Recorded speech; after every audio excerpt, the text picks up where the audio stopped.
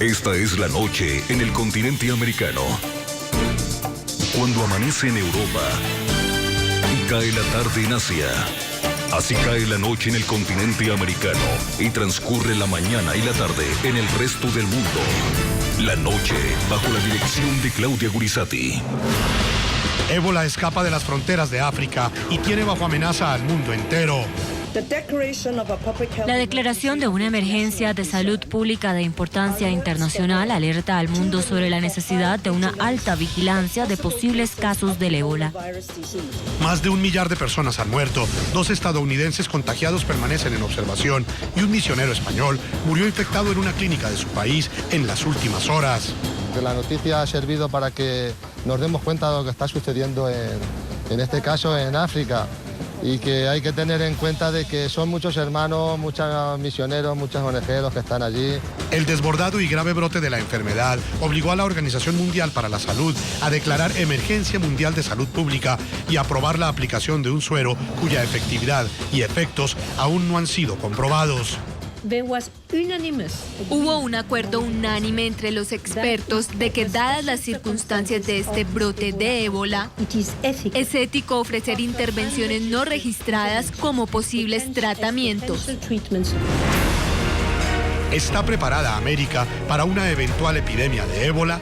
¿Es ético suministrar medicamentos experimentales a pacientes africanos?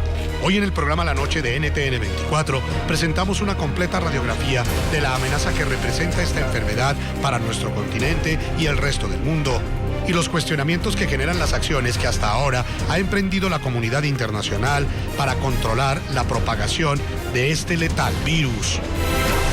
Comienza la noche bajo la dirección de Claudia Gurisati.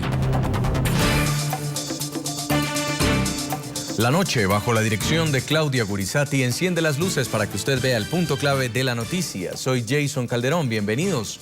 La noticia: primera víctima mortal deja el ébola en Europa.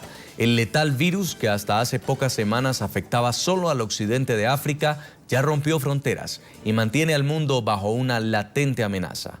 El punto clave de la noticia: pese a que el secretario general de la ONU, Ban Ki-moon, aseguró que debe evitarse el pánico, el riesgo es real y el miedo que produce esta situación en los 5 continentes cada día crece más. Ante el aumento de los infectados y del número de muertos, la Organización Mundial para la Salud declaró la emergencia de salud pública internacional.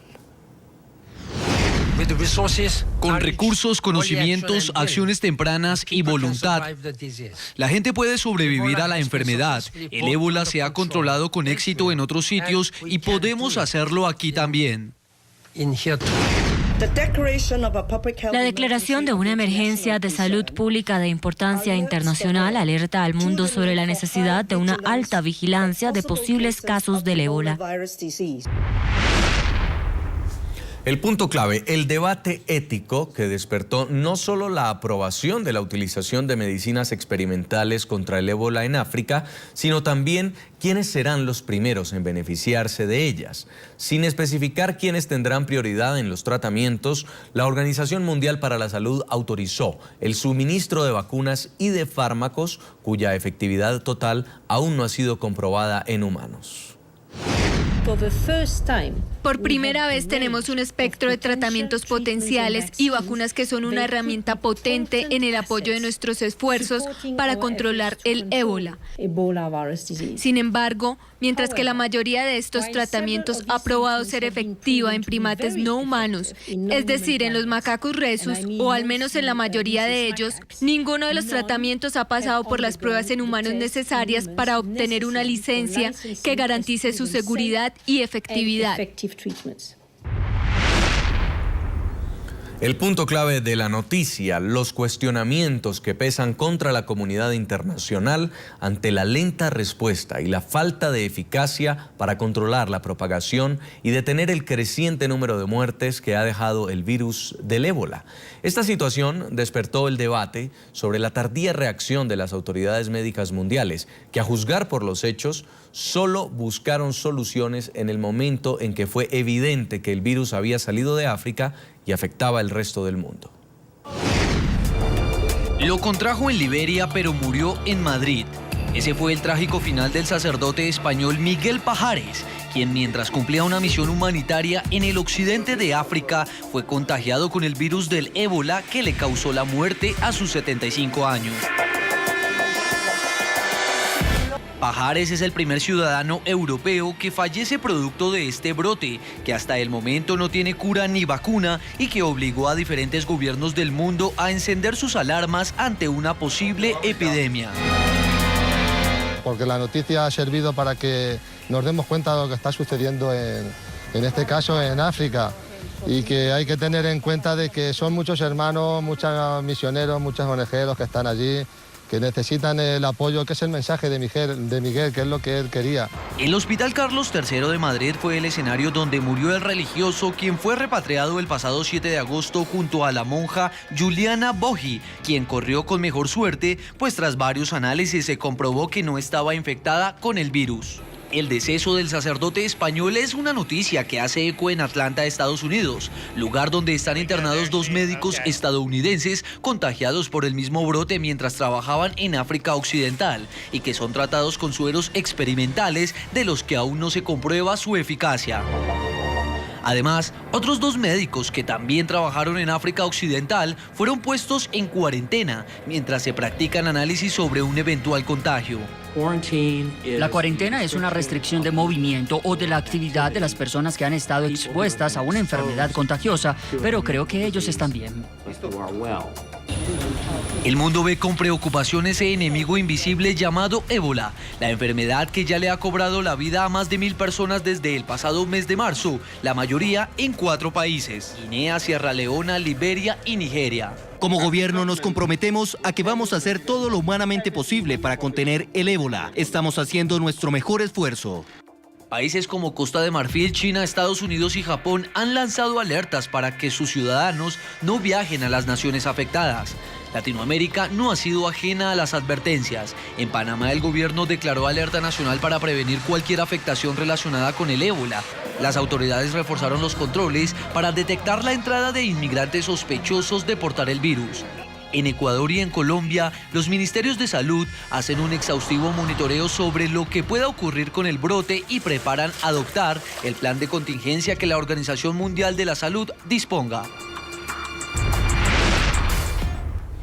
A propósito del tema de hoy, le preguntamos a nuestros televidentes, ¿cree usted que la comunidad internacional ha respondido eficazmente al brote de ébola que hoy amenaza al mundo? Los invitamos a que opinen a través de las cuentas de Twitter del equipo periodístico del programa La Noche. Pueden escribirnos, van a estar apareciendo a lo largo del programa en pantalla. Vamos a saludar a nuestros invitados. En Washington, D.C. nos acompaña a esta hora Daniel Epstein. Él es portavoz de la Organización Mundial de la Salud, OMS. Bienvenido al programa La Noche. Muchas gracias, muy buenas noches. También nos acompaña desde Miami, Florida, Francisco Delgado, es médico experto en medicina preventiva. Señor Delgado, bienvenido al programa La Noche. Muchas gracias, encantado de estar con ustedes. Y desde Ciudad de México está con nosotros Henry Rodríguez, es el coordinador general de Médicos Sin Fronteras. Bienvenido, señor Rodríguez. Hola, muy buenas noches para todos. Quiero empezar con usted en Washington, señor Daniel Epstein, portavoz de la Organización Mundial de la Salud. ¿Qué alcances tiene esta decisión que ha tomado el Comité Ético de autorizar el uso experimental de fármacos para combatir la epidemia del ébola? Bueno, es una de las medidas que tenemos para combatir el brote de ébola, pero no es la más importante. La más importante es la medida que se tiene que tomar para controlarlo en las comunidades donde está apareciendo. Porque tenemos un gran número de personas afectadas por este brote y tenemos una tasa de letalidad bastante alta. Más allá del 50%. Sabemos cómo controlar el brote de ébola.